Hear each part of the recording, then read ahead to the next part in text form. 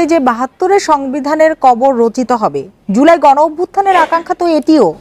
এটা সবার সাথে আলাপ আলোচনা করে এবং তারপরে বিকল্প সংবিধান কি হবে, ওর পরিবর্তে কি হবে সেটা সম্পর্কে আলোচনা হবে। এবং তখন আমরা যদি সবাই দেখি যে উনাদের কথাই ঠিক এবং এটাকে কবর দিয়ে নতুন একটা করতে হবে, তখন আমরা তার সাথে একাত্মতা প্রকাশ করি। আপনারা রিয়েলিটি মাইনা নেন, আপনাদের আম্মু আর দেশে ফিরবে না। আমরা যাকে সীমান্তের ওপারে পাঠিয়েছি, এই খুনি হাসিনা দেশে পুনর্বাসন হবে না। আমাদেরকে কেউ দাবায় রাখতে পারবে না। চতুর্দিক থেকে ষড়যন্ত্র করা হচ্ছে। আসসালামু আলাইকুম রহমতুল্লাহি ওয়া বারাকাতুহু। সম্মানিত দর্শক, এবার কি করতে যাচ্ছে সমন্বয়করা শুনলে আপনার মাথাও ঘুরে যাবে। হঠাৎ এমন সিদ্ধান্তই বা তারা কেন নিচ্ছেন? যদি এমন সিদ্ধান্ত নেয়, সেটিকে কি সাপোর্ট করবে বাংলাদেশের আমজনতা? কিংবা তারা যেই সিদ্ধান্ত নিতে যাচ্ছে সেটি কি কোনোভাবে আইনের মধ্যে আছে? কিংবা যদি এটি করা হয় তাহলে আদালত কিংবা প্রশাসন বিচার বিভাগ তাদেরকে কতটুকু সহযোগিতা করবে, নাকি তাদের দিক থেকে মুখ ফিরিয়ে নিবে বাংলাদেশের আপামর জনতা সহ প্রশাসনিক সকল কর্মকর্তা কর্মচারীগণ?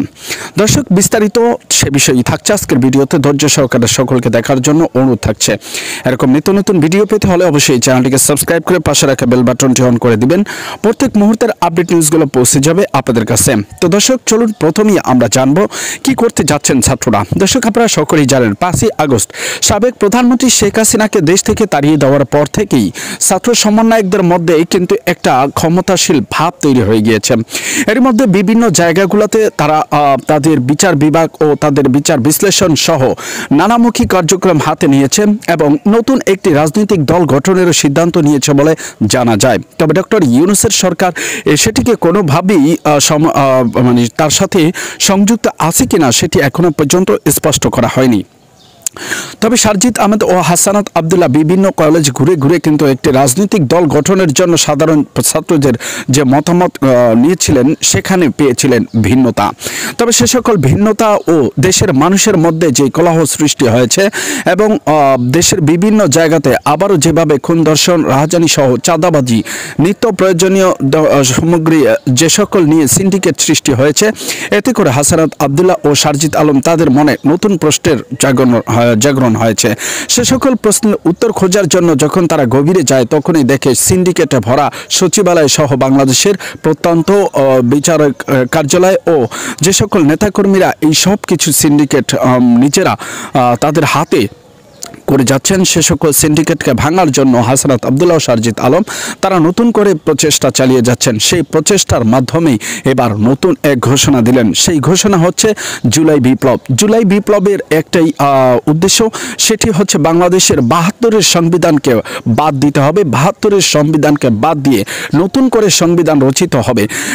এই বিষয়ে সাবেক রাষ্ট্রপতি ও বিচার বিভাগের কাছে প্রশ্ন করা হলে তারা জানায় যে এটি এখনো পর্যন্ত সুনিশ্চিত নয়। এর কারণ হচ্ছে ৭২-এর যে সংবিধানের কথা উল্লেখ করে তারা এমন বক্তব্য দিয়েছে, সেই সংবিধান যদি তাদের রচিত সংবিধানের সাথে সরাসরি সাংঘর্ষিক হয় কিংবা যদি সংবিধানে এমন কিছু হয় যেটা রাষ্ট্র বিরোধী কিংবা যাতে রাষ্ট্রের ক্ষতি হতে পারে, তাহলে সেই সংবিধানকে মেনে নেওয়া হবে না।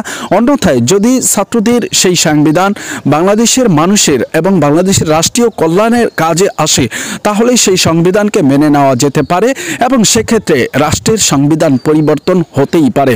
রাষ্ট্রের সংবিধান পরিবর্তনশীল এমন বলেও মন্তব্য করেছেন অনেকে।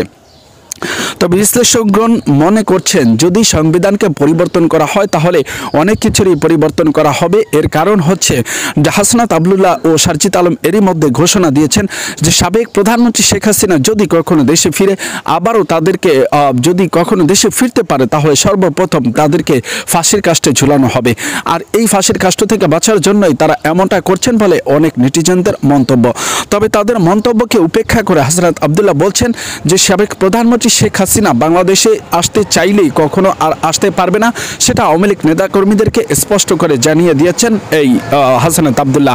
শুধু তাই নয়, বিএনপি নেতাকর্মীদেরকে উদ্দেশ্য করেও তিনি যে সকল উদ্দেশ্যপ্রণোদিত তো বক্তব্য দিয়েছেন, সে সকল বক্তব্যের উল্লেখ করে তিনি বলেন, যারাই সাবেক সরকার প্রধানের মতো বাংলাদেশে আচরণ করবে তাদের বিরুদ্ধে কঠিন পদক্ষেপ নেওয়া হবে এই আন্দোলনে।